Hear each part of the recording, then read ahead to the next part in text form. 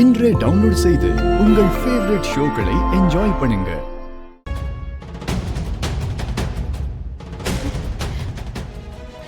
என்ன மருமகளே, எதுக்கு என்னை பார்த்து பயப்படுற? பயப்படாத. இந்த மாமன் உன்னை ஆசீர்வாதம் பண்ண தான் வந்திருக்கேன். ஆசீர்வாதம் வாங்கிக்கோமா.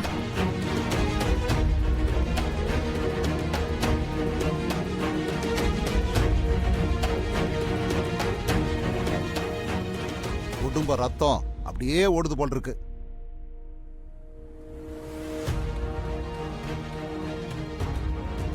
என்ன மாமங்காலில் விட மாட்டீங்களா?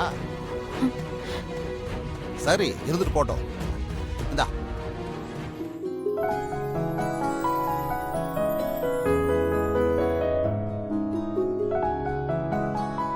நல்லா இருமா.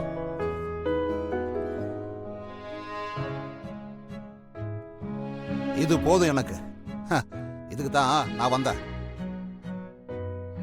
சரிகளா, உங்கள்கிட்ட தனியா பேசணும், கொஞ்சம் கூட வா.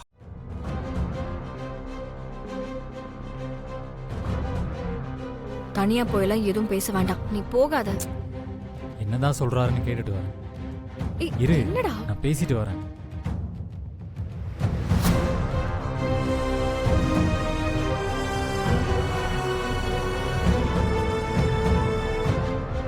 ஏதோ பேசணும்னு சொன்னீங்க. நீ உன் குடும்பம் எல்லாம் எனக்கு நிறைய கெடுதல் பண்ணிட்டீங்க.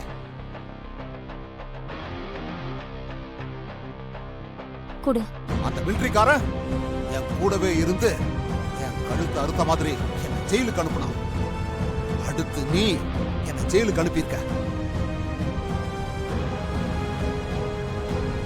இதை நான் என்னைக்கும் மறக்க மாட்டேன். இதுக்கு தண்டனையா உங்க எல்லார் கண்ணு முன்னாடியும் அந்த வெறும் பையன் அருளை கொல்லுவேன்.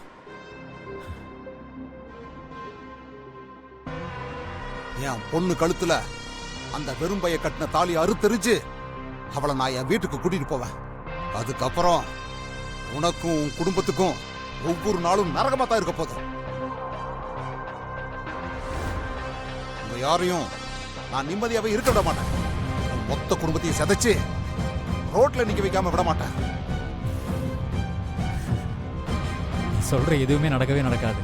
நீ அருளை தொடணும்னா முதல்ல என்ன தாண்டி தான் தொடணும். உன்னால முடிஞ்ச தொட்டு பாரு. ஜெயிலுக்கு போயிட்டு வந்த கோவத்துல நீ இப்படி தேவையில்லாம உளறிட்டு இருக்கேன்னு நினைக்கிறேன். நீ சொன்ன எதையுமே உன்னால செய்ய முடியாது. அப்படி செய்யணும்னு நினைச்சேன்னா அத்தை புருஷன் கூட பார்க்க மாட்டேன். உன்னை குழி தோண்டி புதைச்சிட்டு தான் மறு வேலையை பார்ப்பேன். யாருக்கு யார் குழி தோன்றாங்கன்னு பாப்போம்டா. பார்க்கலாம் பார்க்கலாம்.